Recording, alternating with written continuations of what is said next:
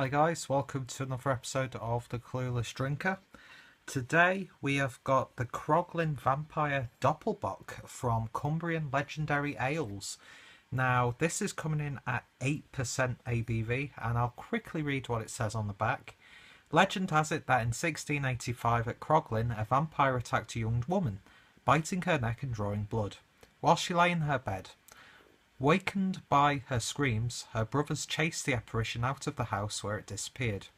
However, it returned 1 year later, and this time the brothers followed it to an old crypt in the disused churchyard, where the vampire was slain and the body burned.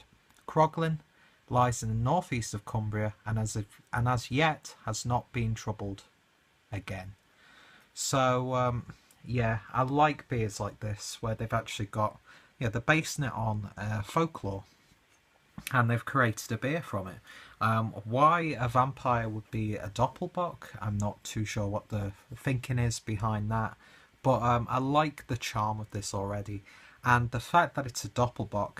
Bocks are some of my favourite styles of beers, and especially a good Doppelbock. So I'm really interested to see what a Lake District sort of Doppelbock is like. I've never even tried a British take on a Doppelbock. Let me just quickly read you the rest of what it says on the bottle. Some really nice information added on it. I like it when they do that. And it's a very, very pretty little label. Nice and simple. Nice red colour scheme. Red for blood. And of course it's got a red cap. And I really like that graphic on the front as well. Old Hall Brewery at Hawkshead lies on Esthwaite water in the English Lake District.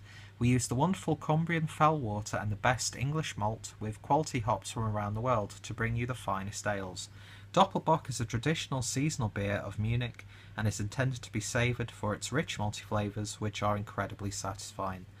So yeah, Cumbrian Legendary Ales. I'll put the website down below, and I'll also put information about the Croglin Vampire for anyone who's interested in that sort of thing. And I've got to check out places like this next time I go to the Lake District. But anyway, let's get this beer opened, and it's in a 330 bottle. So I think it's the first 330 bottle that I've drank for quite a while actually. They've all been half pints, and using the world's worst bottle opener. And I have officially smashed my Brewdog glass. Be right back. So I'm actually devastated now that my Brewdog glass is no longer with us, so I'll have to pick up another one at some point. But yeah, hopefully the mighty power of the Hobgoblin will keep me safe from the clutches of evil that is the Croglin Vampire. A very active beer. So anyway, let's get on with the review. Beer in a glass. Won't pour it all just because it might still be a bit too active. Just pouring a little bit, and it's a nice ruby amber. It's a deep brown, but not too strong. It looks a lot stronger here because the lighting's a bit weird. No head on the initial pour, just a film around the side, and there's actually not that much going on in terms of carbonation.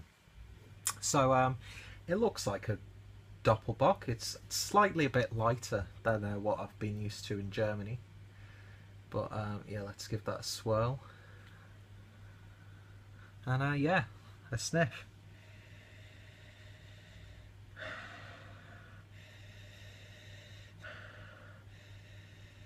Definitely smells like a Doppelbock. It's a little bit more, it's got a bit more of a ginger characteristic as well as a bit of a cinnamon characteristic.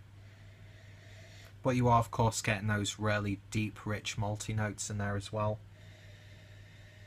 Sweet like caramel, toffee, that sort of thing, but with a very slight fruity twist to it.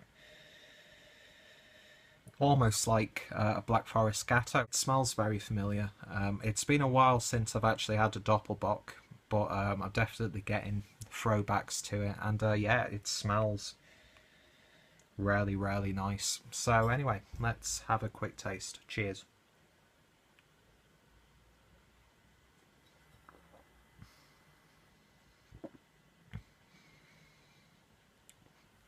Yep, definitely getting the malts in there.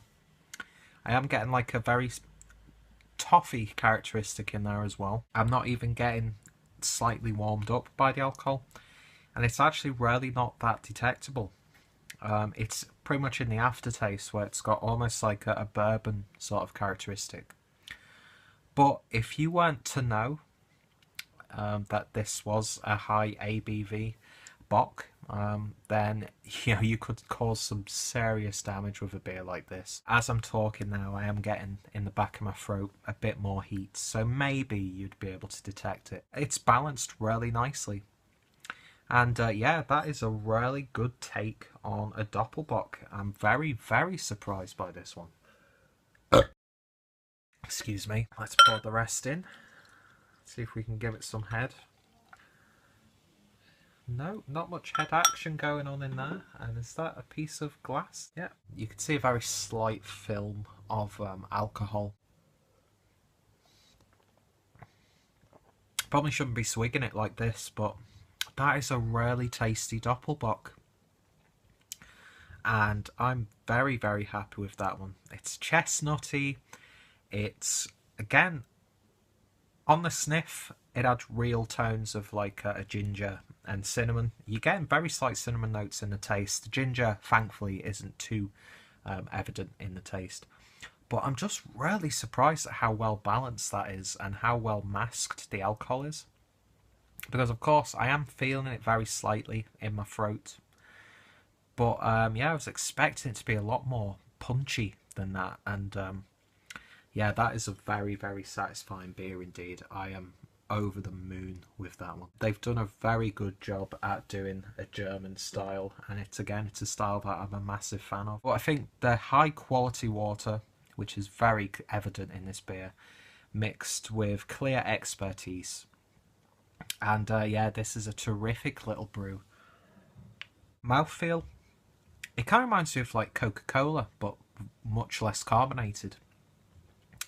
More like a syrupy cola you get from like Aldi's own brand, but obviously a lot more tastier and tasting of malt. It's definitely one I'll be checking out again in the future.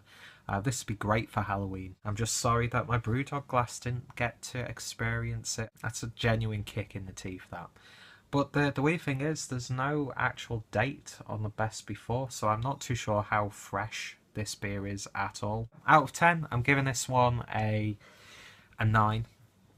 Very, very happy with this one indeed. And yeah, it's lethal. I can't believe just how drinkable and how masked the alcohol content is in this one. Doppelbocks that I've had in Germany, you can taste and feel the alcohol.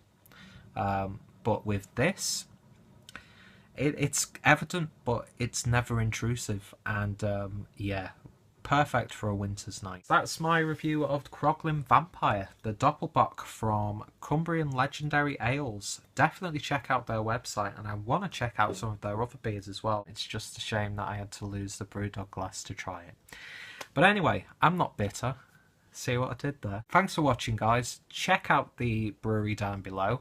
Definitely worth your time if you can seek this one out. And of course, check out the Clueless Drinker playlist as well. See you later.